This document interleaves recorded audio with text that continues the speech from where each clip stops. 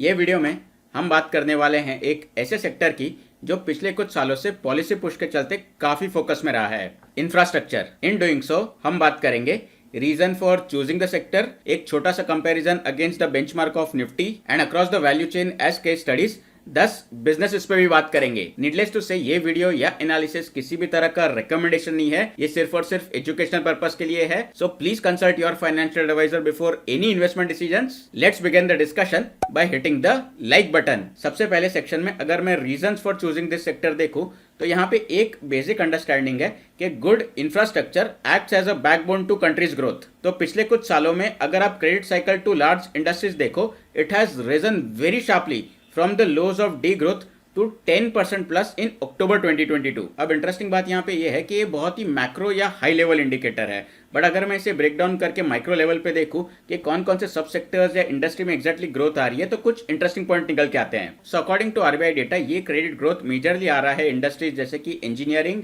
Metal, cements, infra, mining etcetera. No doubt यहाँ पे दूसरी इंडस्ट्रीज में भी क्रेडिट ग्रोथ है, but the broader takeaway जो ये या तो एक सेंस जो निकल के आती है वो है कि इंफ्रास्ट्रक्चर एंड अलाइड इंडस्ट्रीज को क्रेडिट पिकअप हो रहा है। बट दोस्तों यहाँ पे एक चीज हमारी ध्यान में रखना बहुत जरूरी है एज इन्वेस्टर्स कि इंफ्रास्ट्रक्चर इन जनरल एक कैपेक्स हेवी इंडस्ट्री है। सो मेरा फोकस पर्सनली बहुत ज्यादा ऐसे आइडियाज पे रहता है जहां पे डेट मैनेजेबल लेवल्स पे हो, and obviously a strong balance sheet helps as well. आगे वीडियो में कुछ ऐसे बिजनेसेस भी हम डिस्कस करेंगे, बट उसके पहले एक नजर मारते हैं निफ्टी वर्सेस निफ्टी इंफ्रा के चार्ट पे और देखते हैं कि यहाँ पे कोई गैप है क्या। तो अगर मैं एब्सोल्यूट बेसिस पे देखूं तो पिछले 10 सालों में निफ्टी इंफ्रा ने ऑलमोस्ट 100% के अराउंड का रिटर्न दिया है इन कंपैरिजन टू निफ्टी जहां पे रिटर्न 200% से भी ज्यादा है। वाइल ये गारंटी कहीं भी नहीं है कि ये गैप फिल होगा, बट ये सेक्टर को ये पर्सपेक्टिव से स्टडी करना बहुत जरूरी है कि यहाँ पे कोई ऐसे टेलविंड्स या पॉलिसी पुश है क्या। अब जहां तक पॉलिसी पुश की बात है, let me give an example here to illustrate. Government का इंफ्रास्ट्रक्चर के लिए जो केपेक्स आउटले होता है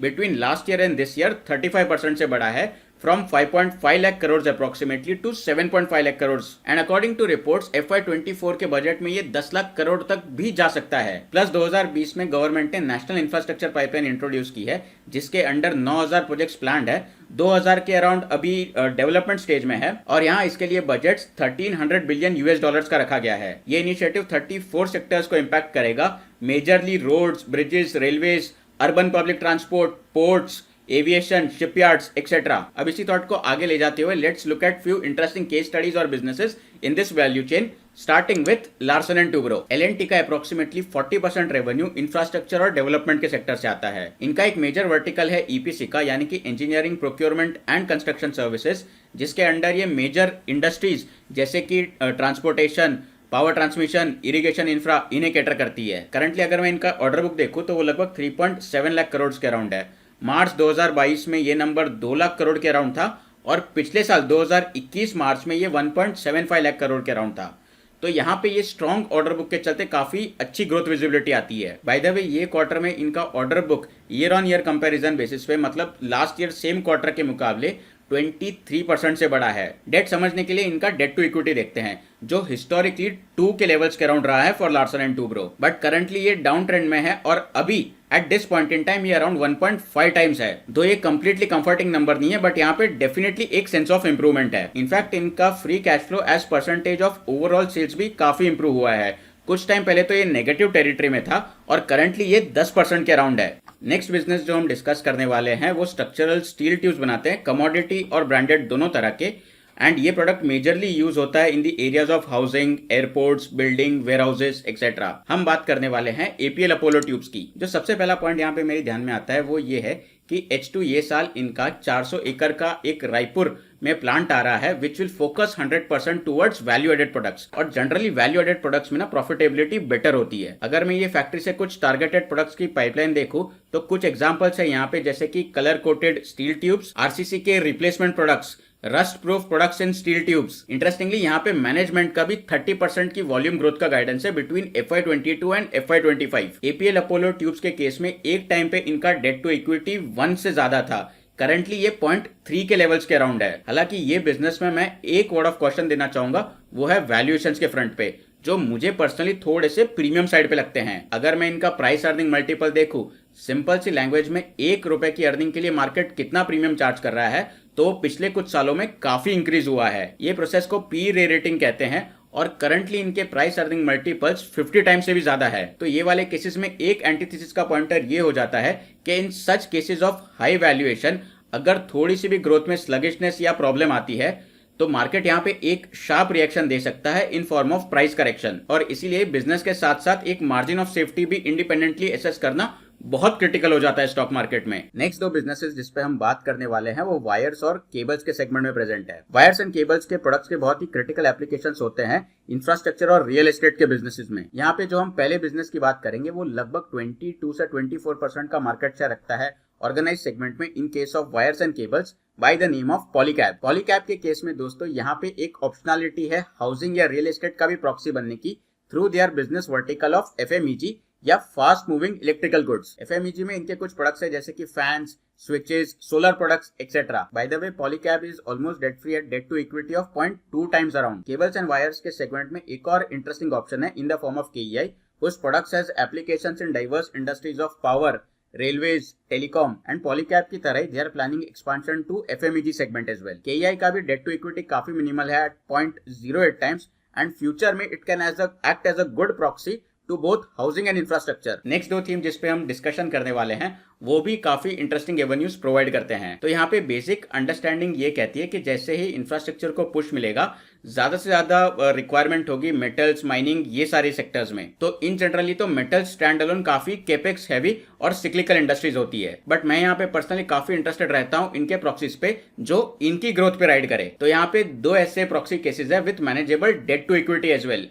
Along with these two businesses, I have covered 8 such businesses for our deep dive members. आप मेरे YouTube चैनल पे ये deep dive memberships ज्वाइन कर सकते हो to access this videos. While infrastructure के ये डिस्कशन में हमने काफी businesses और सब सेगमेंट्स कवर किए, बट एक बहुत ही इंटेग्रल और ऑब्वियस केस होता है सीमेंट्स का कंस्ट्रक्शन में। अब हम बात करेंगे दो ऐसे बिजनेसेस की जो सीमेंट सेक्टर को बिलोंग करते हैं। Cement as a product somewhere contributes 12 to 16% of the total cost in a house construction. तो इससे हमें एक अंदाजा लग जाता है कि ये कितना क्रिटिकल एलिमेंट होता है। Over year JK Lakshmi cement which has dominant presence in north India, Rajasthan, MP and Gujarat can provide an interesting business to study. अगर हम जेके लक्ष्मी सीमेंट्स की रियलाइजेशन देखें, मतलब पर मेट्रिक टन कंपनी कितना सेल्स या कितनी बिक्री कर रही है, तो ये मेट्रिक काफी अच्छे से इंप्रूव हुआ है from somewhere from the levels of 3,500 to 5,600 rupees per metric ton. Debt to equity भी इनका करंटली 0.71 के अराउंड है। जेके लक्ष्मी सीमेंट्स के केस में कैपेसिटी एक्सपांशंस भी काफी एग्रेसिवली प्लान्ड है। करंटली इनकी कैपेसिटी 15.4 MTPA की है जो अगले साल 17.9 तक जाने का अंदेशा है। इंडिया में आने वाले 5 सालों में सीमेंट की डिमांड लगभग 8% CAGR से बढ़ने की उम्मीद है, जो सीमेंट प्लेयर्स को एक ग्रोथ विजिबिलिटी देता है। इनफैक्ट सीमेंट स्पेस में अल्ट्राटेक एक लीडर है with national presence and 25% market share. ये भी एक इंटरेस्टिंग बिजनेस हो सकता है to study in the space of large cap cements. Since ये कंपनी नेशनल फुटप्रिंट रखती है तो अक्रॉस इंडिया जो मेजर इंफ्रास्ट्रक्चर प्रोजेक्ट्स है they can stand to benefit out of it. For example Mumbai and Chennai metro, bullet trains, dedicated freight corridors etcetera. Power cost ना एक बहुत बड़ा कॉस्ट हेडर होता है किसी भी सीमेंट कंपनी के लिए। And in case of UltraTech cements इनके पास 32 मेगावाट की रिन्यूएबल एनर्जी के प्रोविजंस है along with 5 megawatts of capacities for decarbonization through waste heat recovery systems. Now that since we have already seen कि construction में cement कितना integral role play करता है, so from cements let's move to the area of construction.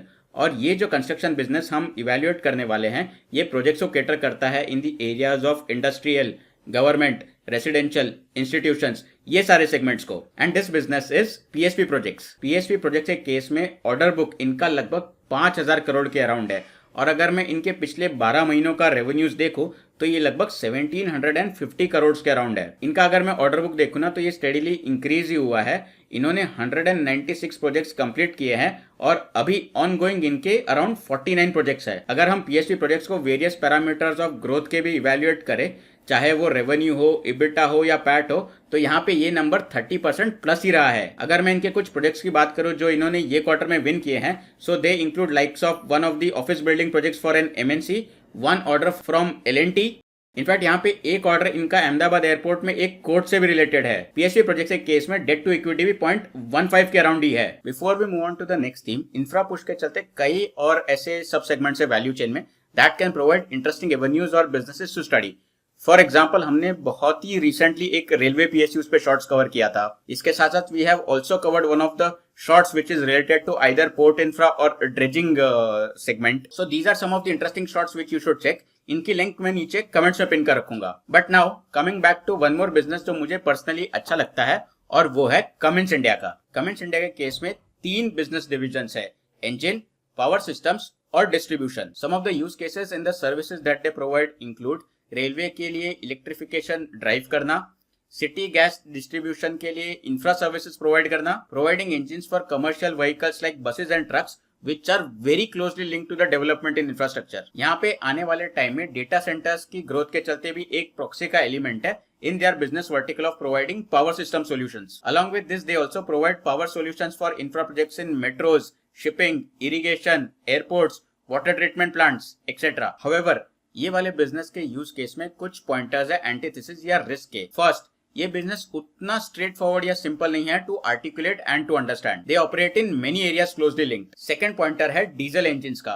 Any movement in industry away from diesel engines can impact them. और तीसरा यहाँ पे pointer आता है वैल्यूएशंस का। अभी अगर मैं वैल्यूएशन वाइज देखूं तो ये currently 43 times price earning multiple पे ट्रेड हो रहा है। हिस्टोरिकली इनका 10 साल का median price earning multiple somewhere between 30-31 times रहा है। और ये वाले केसेस में रिस्क रिवॉर्ड कितना फेवरेबल या अनफेवरेबल है ये असेस करना एक चैलेंज हो जाता है। नो डाउट ये काफी एक क्वालिटेटिव स्किल है, बट एज इन्वेस्टर्स ये रिस्क हमारे ध्यान में होना बहुत जरूरी है। But there is absolutely no harm in keeping our watches ready और इंटरेस्टिंग बिजनेसेस स्टडी करके रखने में। एक बड़ा करेक्शन आने पे हो सकता है हम शायद इतने सारे बिजनेसेस एक साथ कवर ना कर पाए, और ऐसे वाले केसेस में हमारी प्रिपेयर्डनेस काफी काम आती है। Along with all the sectors, building material एक और ऐसी थीम है जो आने वाले टाइम में हाउसिंग पुश या हाउसिंग की ग्रोथ पे एक प्रॉक्सी रह सकती है। कुछ ही महीनों पहले बिल्डिंग मटेरियल्स के केस में एक बिजनेस मैंने कवर किया है ये वाले वीडियो में। तो this is one video which you should definitely check out after this discussion.